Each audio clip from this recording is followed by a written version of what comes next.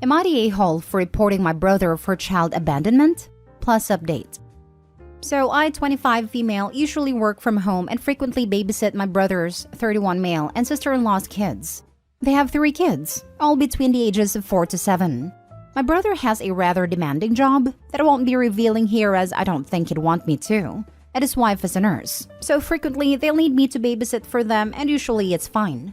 My brother contacted me a few days ago and asked if I could babysit his kids for the upcoming weekend as he and his wife would be 2 states away. Usually I would agree, but I had a trip planned with some friends to go to New York City, clear across the country from us, for a few days. I told him as such, but he got upset and told me that my vacation could wait, because whatever it was he had to go to was work-related and extremely important, and that his wife was away caring for her mother who had a stroke recently. I told him that I wouldn't be canceling my plans as I needed a break from work, and he blew up and started yelling about how I should be tired because I just sit at home all day and don't have any kids. At which point I just hung up on him after telling him no once again. Fast forward to my trip, and I'm hanging at the hotel with my girlfriends, and I check my phone and see a notification from 2 hours ago that there was a movement detected at my front door. I check my camera, and I'm just entirely freaking floored. There on my front porch were his kids, who apparently had been sitting there unsupervised for 2 whole hours. Of course, I flip out and call my brother, and scream at him about this, and ask where the heck he was, and why would he just leave them there when he knew I wouldn't be there. He then freaks out at me because I'm not at home where I was supposed to be. No, I wasn't. I told him I wouldn't be, and tells me that I have left his kids in a dangerous situation because he's 2 cities away from home. Turns out that after I hung up on him, he decided he would call my bluff and drop them off anyway, then he just left without even checking to see if I was even home. Now I'm extremely angry and worried sick about my nieces. So without anyone any of us could call to take care of them, I called the police and informed them of the situation and that there's no one even in the city to take care of them. Then I called my sister-in-law to tell her that I had called the police, and turns out she had no idea wouldn't be there because my brother lied to her. Of course she's furious at him. And my brother is spamming me with texts that I'm going to get his kids taken away and that his wife won't talk to him. Overall, I'm just very angry and just as confused as to what was going on in his head when he decided to just leave 3 kids all under the age of 8 all alone and leave the freaking city. Now for the top comments before reading the updates. Not the a-hole. It's unfair to you. Also, couldn't your sister-in-law call to confirm that you would have been home? Your brother risked his children's safety. Nothing here is your fault. I don't really blame my sister-in-law. My brother flat out lied to her, and she had no reason to believe that he would pull a stunt like this, so she believed him. There was no one else to call. My sister-in-law was out of town taking care of her mother. I don't know any of my brother's friends, and all of my friends with the key to my place were with me in New York City. Our parents also don't live in the same state, so they couldn't take them either. It seems odd because this entire situation is bizarre. I can't give you an answer to half of these questions because I don't know what was going on in my idiot brother's head when he pulled the stunt. As for letting them inside, my brother is forgetful and loses his key to my house every damn week. Either that or he left them and drove off so that when I opened my door, which I wasn't going to obviously, I'd have no choice but to babysit them. He knows my front camera alerts me to motions outside my door, so that may be why he doesn't bother ringing the doorbell. As for whether or not anyone else saw them, I don't know. I don't really know any of my neighbors, nor I have spoken to them about this. Not the a-hole. What your brother did was so dangerous, reckless, spiteful, and idiotic. He was playing chicken with you, with his children's welfare. Father of the Year. No way should anyone ever just drop their kids off at a doorstep and leave. I won't even do that for adult friends at their own houses. I always hang around to make sure they get inside. I feel bad for your sister-in-law, that she may also have to deal with any fallout, but your brother absolutely needed a wake-up call from the cops. I would kick my significant other to the curb if he did this, so I could keep my kids. I wouldn't be losing them because he is a horrible parent. Not the a-hole. He asked, you said no, repeatedly. And he called your bluff? These poor kids. I hope brother and sister-in-law have good insurance because the therapy sessions these kids will need to deal with this abandonment will not be cheap. A few hours won't be enough. Think about it. Kids' view. Mommy is at Granny's place because Granny's sick. Mommy's not here for us. Daddy drops us off at Auntie's and drives away. He left us. Auntie doesn't open the door. Does not want us. Again, kids' view. I'm hungry, thirsty, tired, need to go potty. It's cold, hot, dry, wet. I'm frightened. Where's everyone? There is a strange man or woman walking a scary dog. Why is the police here? Where did they take us? Where's mommy, daddy, and auntie? Who is this lady asking us questions? CPS. Who is this lady tucking us in? Foster parent / emergency placement, etc., etc. He fears he will lose the kids, and sister-in-law isn't speaking with him? He deserves it. Heartbreaking. You know what happens when you have an important event and no childcare? You miss the event. You attend remotely or you bring your kids and hope they'll be chill in a corner of the room with tablets, headphones, and snacks. People are ridiculously indulgent toward men who take their kids places. Your brother had choices, and he made a terrible one. Opie, if there was no family in town, I really don't see that you had any other choice. Really, what if you didn't have a high-tech front door camera? Best case scenario, a kind stranger would have called the police. That's the best case scenario, not the a-hole. And now for the update. I couldn't post an update to the original sub, but I realized people were following this account in hopes of an update about the situation. For the sake of my sister's privacy, I won't be going in depth, but the children were okay for anyone wondering. They're currently with my sister-in-law, who is currently staying elsewhere separately from my brother.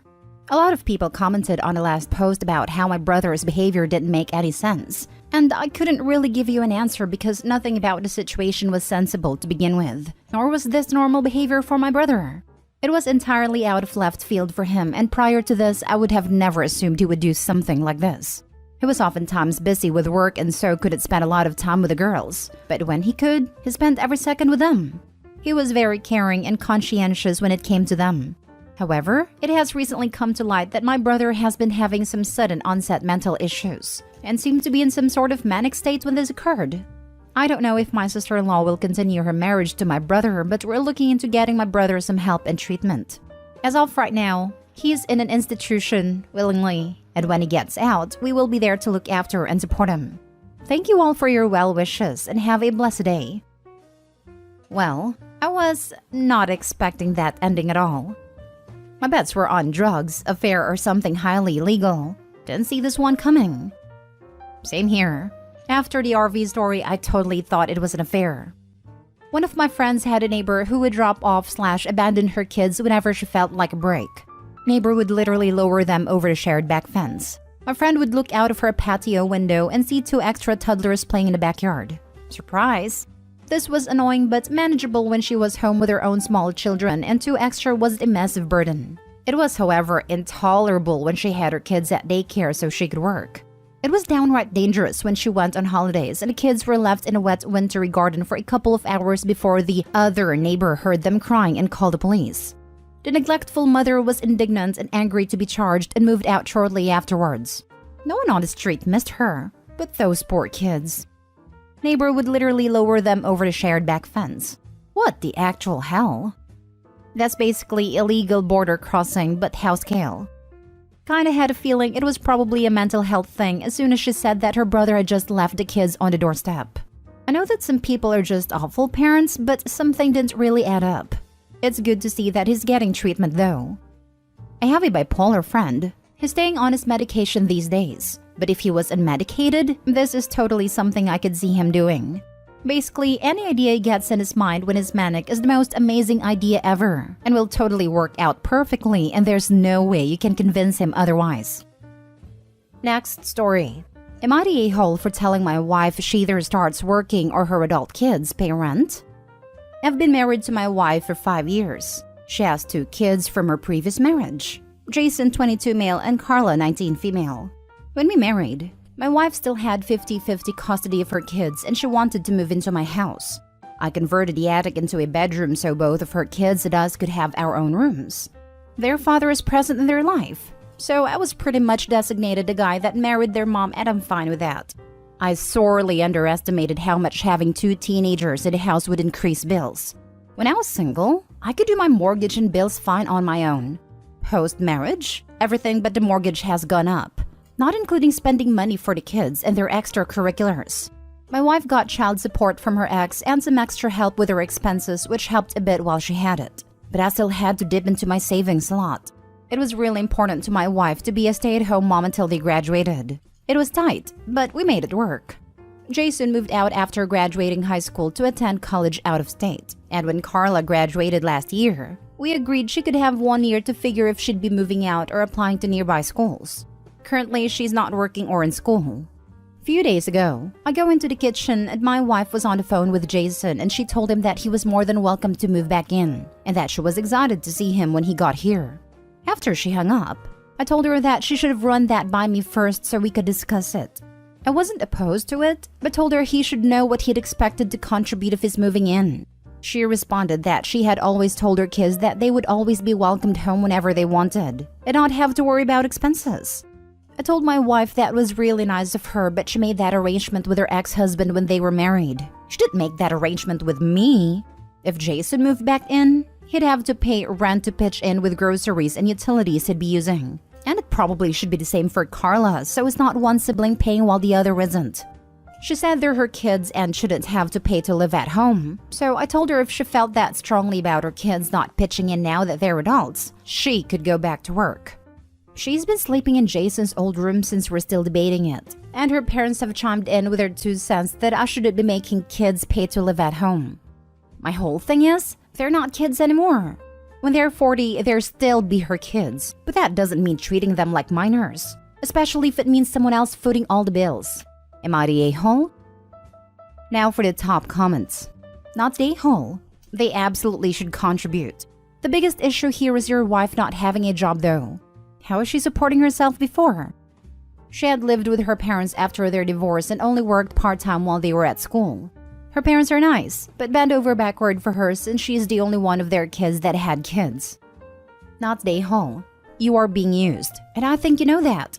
Your wife is using you as a piggy bank. What exactly does she do all day? She expects to do nothing and have you fund her life? If her parents don't think she or her kids should have to pay anything, they can take her in or send her money for your bills. Until that happens, their opinion is worthless. Stay strong. She does take care of the house during the daytime until I get home and pitch in. She will also babysit for some of her friends to help them save on childcare, but she doesn't get paid to do it, though I think she should be charging them. It was really important to my wife to be a stay-at-home mom until they graduated. Not the a-hole. Your wife clearly does not want to, nor intend to, ever work again. Insisting on being a stay-at-home mom while children are in high school is ridiculous, and they are years beyond graduation at this point. Funny how their father is off the hook for support now, but you are still paying through the nose to support his kids. Yeah, the idea that she wanted to be a stay-at-home mother for high schoolers is ridiculous, especially when the OP needed to dip into his savings to bankroll their lifestyle. She's also setting up a situation where it's going to be increasingly harder for her to earn a decent amount of money. It isn't right, but it's often much harder for people to get hired if they've been out of work for a long period of time. Now for the last story. Am I the a-hole for questioning why I wasn't invited to a baby shower for a child that I'm carrying? My boyfriend and I have been together for 4 years. We lived separately. He was 30 and lived with his parents. I was 31 and lived with my 6-year-old. We had our baby on September 14th, while the baby shower was sometime in August. His aunt decided to throw a baby shower for him. She said it would be a male's version of a baby shower. Men only, but that was a lie. She invited his mother, her daughter, his cousin, and herself of course, but she said I wasn't allowed to come. If it were men-only baby shower, then why were those women there? Also, that would only make sense if it were a bachelor party. I was carrying the baby, and I wasn't allowed to be there. All my boyfriend said to me was that it was out of his control. I feel like he should have stood up for me and said it didn't sound fair, that it should be a baby shower for the both of us. Every baby shower I had been to always had both parents. Also, I didn't feel like he deserved a party looking like he's the father of the year, because he didn't even show up to many of my baby appointments except for 2 of them. One being when we found out the gender. It was on my birthday, but he had to leave shortly after the appointment because he was spending the day with his mom. On my birthday. Also, they lived together. Another appointment he came to was a 3-hour glucose test, but he spent half that appointment on the phone with his mother. Also, he wasn't there much for me during the pregnancy when I was throwing up or needed help lifting something. I had to do it mostly by myself. Again, we are together. Maybe this would make sense if we weren't together. He tells me that the baby shower wasn't out of spite. that it was supposed to be guys only, with the exception of his mother, aunt, and a cousin. Yet I'm the mother. Not the a-hole and big yikes. I wish you weren't linked to this man for the rest of your life, because he's married to his mom, and you're the other woman. Not the a-hole. Mama's boy alert. You would be the a-hole if you even think that he is your boyfriend. No, he is not. He may be with you at times for whatever reasons, but it is not because he is your boyfriend. His family is his heart, not you. You need to start working with the legal authorities/attorney to get some child support paperwork in order and make sure you get legal custody. I can see his mommy pushing him for custody so she can be mommy to his baby, not you. Your 6-year-old is watching this unfold, learning from you what a true relationship is. So do better. Set better examples for your child. Does he live with you now or still with mommy? You wrote, again, we are together. No. Your words say differently. Your words say you are not. Did your family/friends throw you a baby shower? Did he attend? Did his family attend? Where are all the items from his baby shower? At his mommy's house? You would be the a-hole OP if you don't do what this comment says. You need to legally protect yourself and your baby. He isn't your boyfriend, and is probably only coming over to sleep with you.